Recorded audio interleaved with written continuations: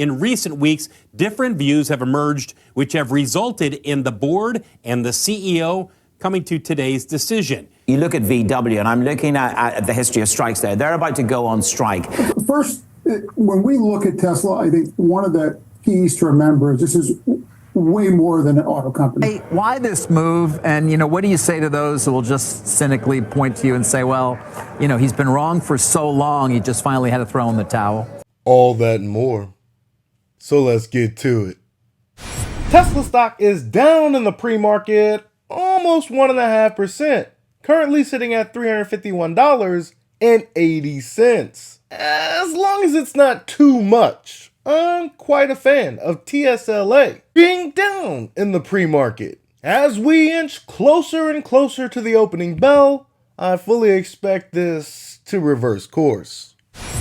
Stellantis shares are falling after the CEO, Carlos Tavares, resigned abruptly, and Phil LeBeau joins us now with more. Hey, Phil. Hey, Joe, this is not a huge surprise. A surprise that is immediate, but not a huge surprise in terms of it's been known for some time within the auto industry that Carlos Tavares and the Stellantis board were not on the same page. Well, it all spilled out into the open yesterday when Tavares immediately resigned from the company. The independent director for the company issuing a statement saying in recent weeks, different views have emerged, which have resulted in the board and the CEO coming to today's decision. Look, Stellantis has been a world of hurt over the last year. Q3 sales in the United States down 20%. Why? A glut of vehicles, because in the first half of this year, Carlos Tavares, and he's even said, look, I was arrogant keeping our prices high, keeping production as high as it was, and as a result, dealers were furious that they were having so many vehicles essentially flooding the new vehicle market when it comes to Jeep and Ram. Their sales suffered as a result. First half profit for the company overall, negative 48%. As you take a look at Stellantis versus GM and Ford, we should point out that the company is reaffirming its 2024 full year financial guidance. That's not going to matter a whole lot to investors today. What really does matter is what's the future here? That's not good. These legacy auto manufacturers, they're going to find themselves scrambling more often than not as we head into 2030. Wait a minute, Volkswagen news? You look at VW, and I'm looking at the history of strikes there. They're about to go on strike. The last major walkout they had was 2018 with 50,006 factories. Volkswagen have set fire to our collective agreements, is what IG Metall, the union, are saying. How quickly can this escalate into something much more colossal? This is about timing. Germany's under pressure, and Volkswagen workers are striking hard. Yeah, tough. And getting tougher when you're talking about legacy auto manufacturers. But it's not all sunshine and lollipops when we're talking about Tesla either. Why was it struck down again? Where does it leave Musk's pay? It's hardly paltry, is it? No. So the judge who struck this pay deal down in January, Tesla then went back to its shareholders at its annual meeting in June and put it back to shareholders who voted in favour again, 72%, so quite overwhelmingly in favour that Trump should get this, Musk could get this pay package. Went back to the judge who delivered her ruling today for very similar reasons that she struck it down in January. She said that the board really capitulated to Musk's terms. It didn't negotiate with him. It could have. There were other amounts that it could have offered him. Rather, it's just been taken to shareholders as it's this big package or it's nothing and nothing in between. So, Tesla have said that they will appeal that decision. At the time that it was granted back in 2018, it was worth about $2.6 billion to Musk.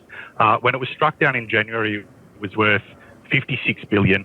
Given the rally that we've seen in Tesla shares since the election in November, it's now worth about $110 billion to him. So it's a fairly significant chunk of money in anyone's terms, even in Musk's terms. He's still far and away the world's richest person. His net worth is about $353 billion at the moment, according to the Bloomberg Billionaires Index. But again, it comes down to whether they can get this pay package through to him. They are going to appeal. If they lose that, then Tesla is going to have to put together a new package. Ladies and gentlemen, this is absolutely ridiculous. Pay that man his money. As a shareholder who voted for the package, this incentive-based compensation package is exactly what we want. Hell, it's what every shareholder should want from every one of the companies that they invest in. Your CEO does well when your company does well. And at the time, it was probably worth around $3 billion. And if the company shit the bed, it would be worth nothing. And considering the overwhelming amount of analysts that figured Tesla would go bankrupt by 2020, that's one hell of a bet to have made. Needless to say, I disagree with that judge's ruling, which is fine, we'll appeal. But I have very little to say on the matter except pay that man his money.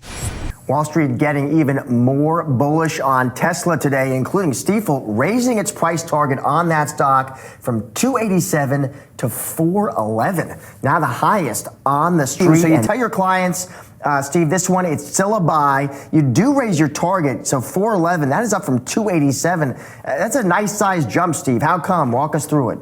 First, when we look at Tesla, I think one of the keys to remember is this is way more than an auto company. Ding, ding, ding, ding, ding. Tell him what he's won, Johnny. Your mother right. I know. TSLA is up a whole lot simply because Trump is now going to be president for the next 4 years. And as far as Tesla is concerned, that's a long, long time. It sends my heart aflutter to think about where TSLA will be in the next 4 years, let alone where the company will be in the next 4 years. But some of these analysts, I think they're starting to see the grander picture.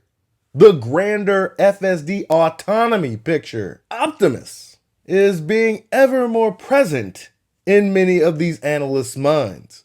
We worked hard to build in the full self-driving initiative and the cybercab initiative over time. And the biggest drivers of the price target change come from those two factors. We actually slightly lowered our auto margins because of concerns about the $7,500 tax credit, but the upside potential over the next several years coming from those two initiatives is quite honestly very large. And going into the election, we wrote a few pieces about this, both from an energy and an EV perspective, where one of the risks to Donald Trump getting reelected was the removal of these tax credits. Right, at a high level, people think, "Wow, that's bad for EVs." Well, it probably is. It probably does make them, it doesn't give you the kind of, obviously, the tax credit that lowers the price. But what it does do is the person who has, the company that's got the largest cost advantage, being Tesla, the company that has the most market share, being Tesla, they continue to lead. And arguably, they probably can expand or at least maintain that market share lead for longer, which actually bodes well for Tesla relative to the peers. Craig, I don't know what we're going to do anymore when we look for a Tesla bear and we can't go to you. I mean, it was tough. It was tough to begin with. Why this move? And what do you say to those who will just cynically point to you and say, well, he's been wrong for so long, he just finally had to throw in the towel? So what I'm looking at is this quarter is probably the last quarter of relative weakness. Right. So, my view is, battery prices gave them the margin upside this last quarter, the prior quarter. And the CFO was very clear about the margin outlook for the fourth quarter. And the stock is responding to the Trump bump. Musk was one of the most passionate and authentic supporters of President Trump, and obviously a very close ally of his. Moving forward, the DOGE, the Government Efficiency Initiative, and all sorts of other things position him to play an interesting role in the Trump administration. Listening to Craig Owen over the past few years, I've learned some things. He is a closeted Tesla bull, masquerading as a perma-bear. A price target of $85? Get the f*** out of here with that nonsense. But kudos to Craig Irwin. He is now finally able to get out of that bear closet and parade around on Wall Street as a full-fledged bull. All right, but this is a CEO who has famously said that if you want to own my stock, don't own it because of the cars, own it because of robotics, own it because of the robo-taxi and full self-driving. Are you a believer in that part of the story, which Mr. Musk has said should be the main focus for his investor base? So where I think I need to look at things a little differently than how I did previously is we look at the incremental solutions for FSD and the incremental solutions for robotaxis. So, I've liked the way that Waymo has rolled out with, autonomous. The use of LiDAR is not long-term sustainable because of the cost out there. It's something that does need to come out of the vehicles over the longer term. But in an incremental basis, it's something that allows a more practical solution. But as I've talked to more and more of the engineers involved in these different projects over the last, few weeks, I've learned that, there's often 2 or 3 of these, what do they call them? Teleoperation engineers, basically human operators there to catch something that goes wrong in this robot. And Tesla even started hiring teleoperation engineers last week. So, Tesla's not going to do any worse than Waymo. And, if they're more intently focused on an optical only solution, I think computing at the edge, some of this technology that's being brought to bring down the energy consumption for the compute is something that Tesla's going to be more adept at if that's where they're starting. And I think they're a real contender for the long run. Don't get me wrong, he's one of those bulls that's a little too focused on the automotive side of the house. And Elon is quite fond of saying that if you don't believe in autonomy, if you don't believe they will solve for full self-driving, you should not be invested in the stock. While the automotive side of the house is very, very important, it will pale in comparison to when Tesla actually solves for generalized autonomy. But here's the thing, there are already self-driving cars on the roads in certain markets. So there is competition in the space. And I think what gave Tesla the leg up is that it was so far ahead when it came to EVs, but it's not so far ahead when it comes to FSD. So how do you weigh in the competition here? They not like us. They not like us. Well, I think that's the key thing that people don't understand. So, get 'em! 2 years ago, I think Tesla wasn't really as far ahead on autonomy. Right now, they're way ahead of the competition. So even though you see autonomy as a feature, to have a fully self-driving car, that's what's really would drive the upside in the stock. So autonomy as a feature is already somewhat priced into the stock, right? We've already heard about it for many years now. But having a fully self-driving car where the driver is not really in the car, that would be huge cost savings for companies that operate fleets, right, of vehicles. So I think that's really going to be, that's basically the difference between what we had in the past and what we expect in the future. What people really don't understand is Tesla's approach, right? All of the other services that do autonomy include these expensive sensors for redundancy, right? And redundancy can be a good thing, especially when you're talking about people's lives. Damn near 40,000 plus individuals are killed on US highways a year. In my opinion, this should be the #1 reason why people want to have autonomous vehicles. Tesla vehicles, when full self-driving is engaged, performs much better than anything else on the planet.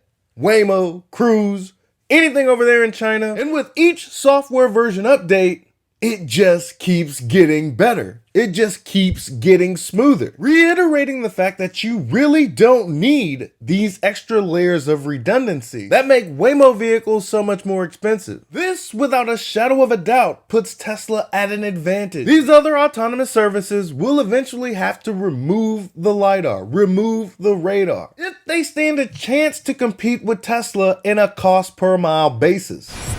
Tesla came out this morning or over the weekend with version 13 of full self-driving. The quote by a Tesla executive, it upgrades every part of the end-to-end driving network. So full self-driving coming closer, that combined with the prospects of more support by a possible Trump administration for less regulation when it comes to full self-driving, and that evolution towards that has this stock coming up. Plus, 2 analysts raised price targets this morning on Tesla. Stifel raised the price target from $287 to $411. That's a valuation on Tesla of $1.3 trillion and the highest on Wall Street. The $411 price target out of Stifel. They kept their buy rating obviously, but raised their price target from 287 to 411. Then Roth, here's the one that's a more comical than good. Roth upgraded Tesla to a buy, raised the price target, ready, from $85 to $380. So that's quite the move from an analyst. He said support for Trump by Elon Musk doubled the pool of enthusiasts for Tesla. Also, he said that cyber tax he now faces a more accommodative regulatory environment. So all those things. In conclusion, the house of cards, which is the legacy auto manufacturers, it's starting to crumble. The culling will not only be painful, it will be widespread. That Delaware judge has revoked Elon Musk's pay package yet again, openly defying the will of the shareholders. Pay that man his money. And analysts continue to raise their price targets, and even some of those bears have turned bullish. Craig Irwin, notorious bear, price target on Tesla at $85, has vaulted his fair value estimate for Tesla almost $300. Better late than never, I guess. I fully expect many of the individuals on Wall Street to raise their price targets. It won't be long now before we start getting a grander understanding of what Tesla's delivery numbers are going to start to look like. If that number is north of 515,000 vehicles delivered, the stock could simply take off with the reemergence of the growth story in the automotive side of the business. When they report earnings and give us that ever so important margin number, and it's higher than what the street expects, again, there's no telling where this stock could be going in the next few months. Meanwhile, you'll have other aspects of Tesla's business, the energy, gradual improvements on FSD, leapfrog improvements when it comes to the Optimus robot. Tesla will be firing on all cylinders. Needless to say, this is much, much more than an automotive company. That's all I've got for you today. Be easy. Peace.